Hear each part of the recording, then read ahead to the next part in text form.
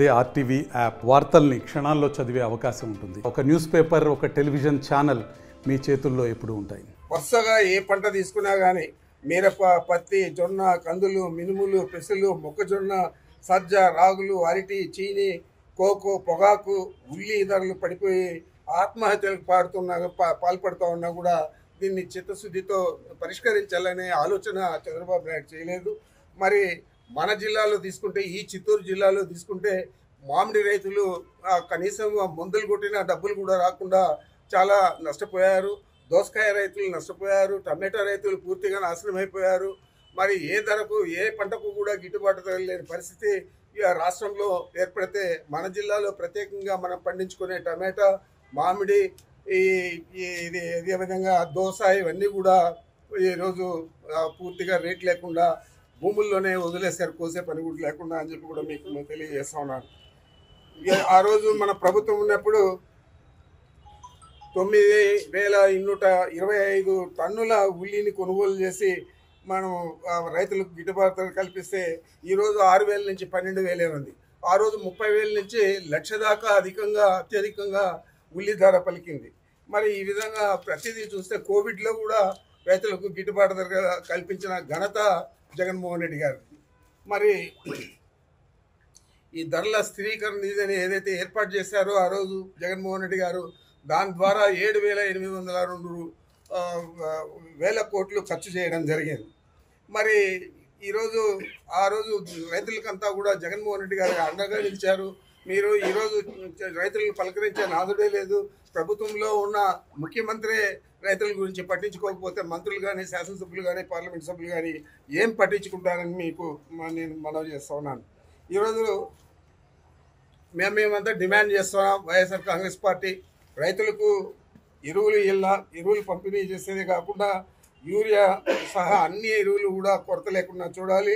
రైతుల చెంతకే వాటిని చేర్చాలని చెప్పి తెలియజేస్తా ఉన్నాం. బ్లాక్ మార్కెట్ను నియంత్రించాలి. ఎరువులను పక్కదోవ పట్టిస్తున్న వారిపై చర్యలు తీసుకోవాలి. పంటలకు గిట్టుబాటు ధర అందించాలి. ఉచిత పంటల బీమాను పునరుద్ధరించి అందరికీ వర్తింపజేయాలి.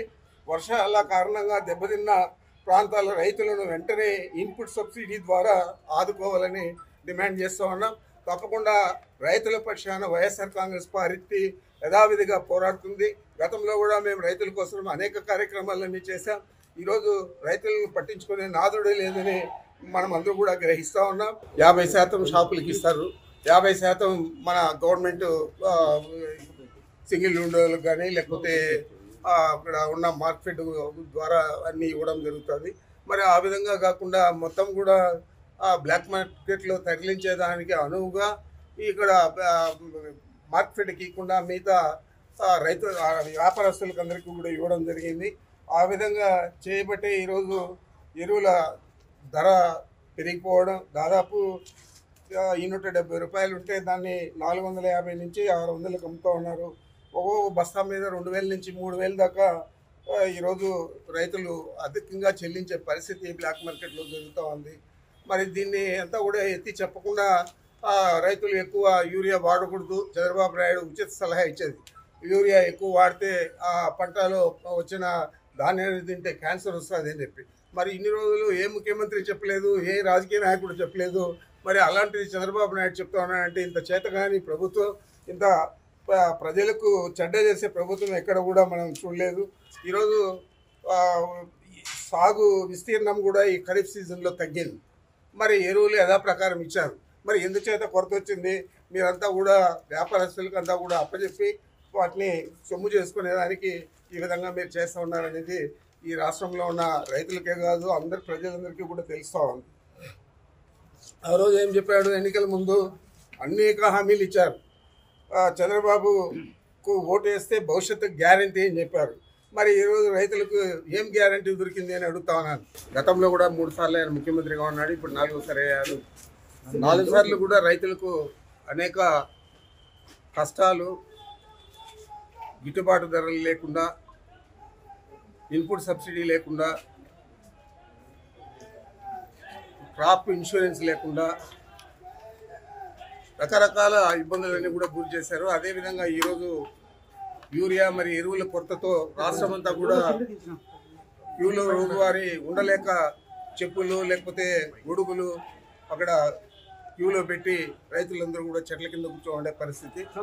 ఈ విధంగా 5 సంవత్సరాల కాలంలో జగన్మోహన్ రెడ్డి గారు పరిపాలించిన 5 సంవత్సరాల కాలంలో ఏ రోజు కూడా జరగలేదు. రైతులకంతా కూడా ఏ ఇబ్బంది లేకుండా రైతు భరోసా కేంద్రాల్లో ఎరువులు ఇవ్వడం కానీ, పనిముట్లు ఇవ్వడం కానీ, పెస్టిసైడ్స్ ఇవ్వడం కానీ, అన్నీ కూడా సబ్సిడీ ధరలు ఇవ్వడం కానీ, రైతులకు గిట్టుబాటు ధరకు అక్కడ మనకు ఆయన ప్రత్యేకంగా నిధి కేటాయించి ఆ నిధి ద్వారా డబ్బులు ఇవ్వడం కానీ ఇవన్నీ కూడా జరిగాయి.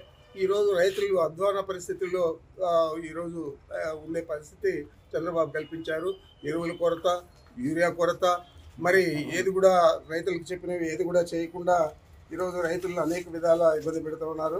తెలుగులో న్యూస్ కి ఫాస్టెస్ట్ యాప్ ఇప్పుడు టోటల్లీ న్యూ అవతార్లో జస్ట్ 5 seconds లో కంప్లీట్ న్యూస్, సోషల్ మీడియాలో ట్రెండ్స్ కి one stop solution, live TV app, voice search option తో ఇప్పుడే డౌన్లోడ్ చేయండి లేదా అప్డేట్ అయిపోండి. యాప్ లింక్ డిస్క్రిప్షన్ లో ఉంది.